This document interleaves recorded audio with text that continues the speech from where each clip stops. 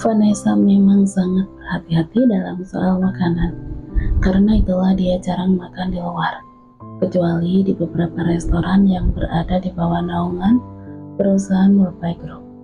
Karena itulah, di mansion ayahnya terdapat chef khusus yang akan memasak apapun yang Vanessa inginkan. Hanya satu piring? Kamu memasak hanya untuk dirimu sendiri?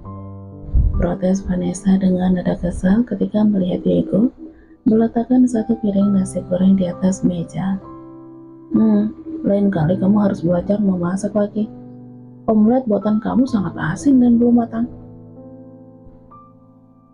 Diego tadi sempat muntah ketika mencicipi masakan Vanessa. Vanessa tidak menjawab apa-apa.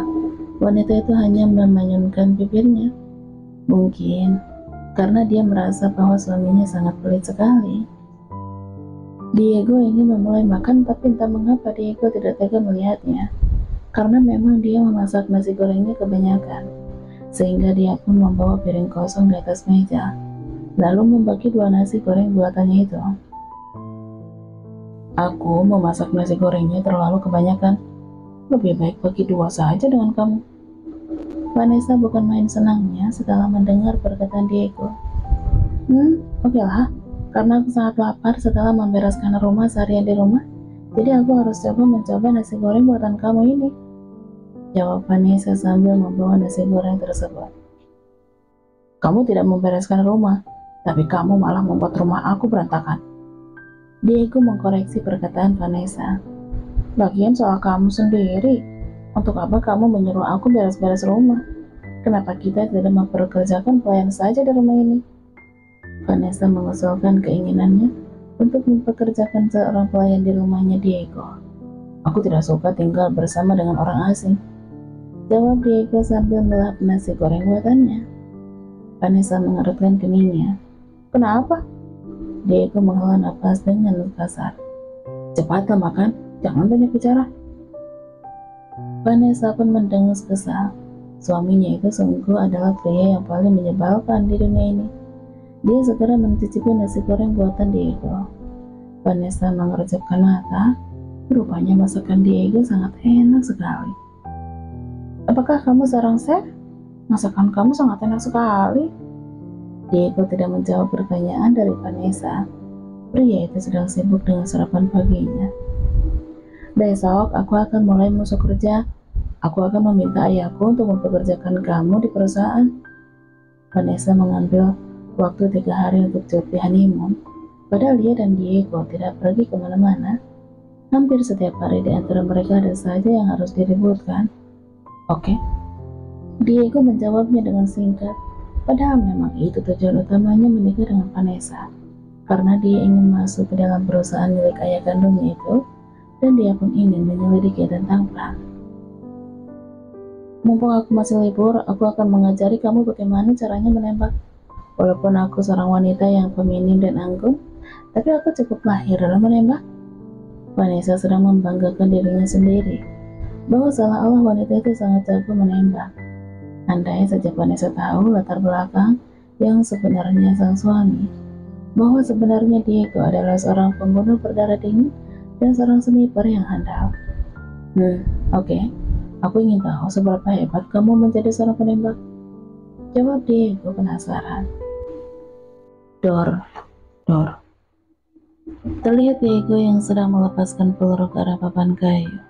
Sepertinya pria itu sengaja melepaskan tembakan ke sembarang arah, agar Vanessa mengira bahwa pria itu sama sekali tidak mahir dalam menembak.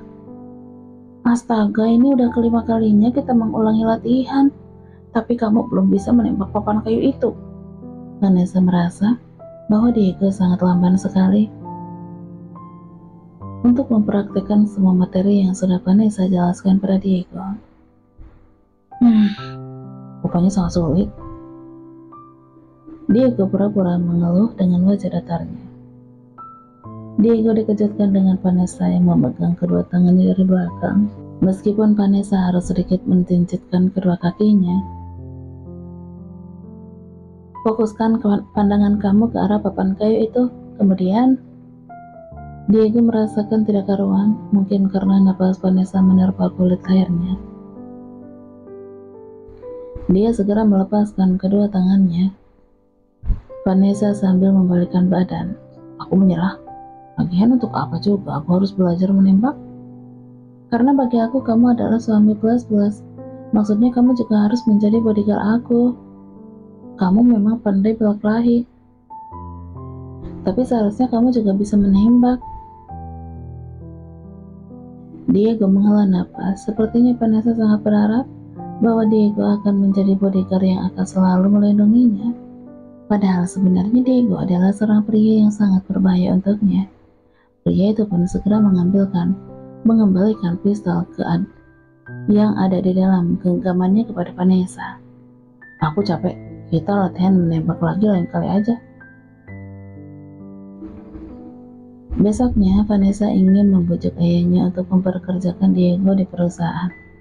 Vanessa harus mendapati janjinya pada Diego bahwa dia akan memberikan pekerjaan pada pria pengangguran itu. Awalnya Tuan Arthur sangat keberatan menolak mentah-mentah permintaan putrinya itu. Tapi Vanessa tidak akan pernah menyerah. Dia berusaha untuk meyakinkan ayahnya. Masalahnya Samuel adalah menantu papa. Aku bisa saja memasukkan Samuel di salah satu anak perusahaan, tapi bagaimana kalau nanti menjadi sorotan wartawan? Masa menantu dari seorang Arthur Mahendra hanya bekerja sebagai karyawan biasa? Bagi Tuan Arthur, reputasi adalah nomor satu. Dan Vanessa tahu akan kelemahan ayahnya itu. Sehingga kini Tuan Arthur nampak gelisah setelah mendengar perkataan putrinya itu. Terserah kamu sajalah. Kamu memang anak yang susah diatur. Tapi dengan satu syarat. Vanessa mengerutkan keningnya. Apa syaratnya? Nanti malam akan ada acara penting. Tuan Aldo ingin mengundang banyak pendukungnya untuk hadir memberikan dukungan. Kamu harus hadir. Tuan Aldo sangat mengharapkan kamu bisa hadir dan membantunya menjadi tim sukses. Kamu cukup memberikan banyak pujian terhadap Tuan Aldo di media sosial kamu. Karena pengikut kamu kan sangat banyak. Vanessa sangat keberatan dengan permintaan ayahnya. Tapi Pak, ya sudah, kalau begitu Papa tidak akan memperkerjakan suami miskin kamu itu untuk bekerja di perusahaan. Ancam Tuan Arthur. Vanessa pun terpaksa harus mengiyakan. Oke, aku akan datang. Ternyata kamu sempat kuliah. Tapi kenapa kamu dulu malah memilih bekerja menjadi kuli bangunan?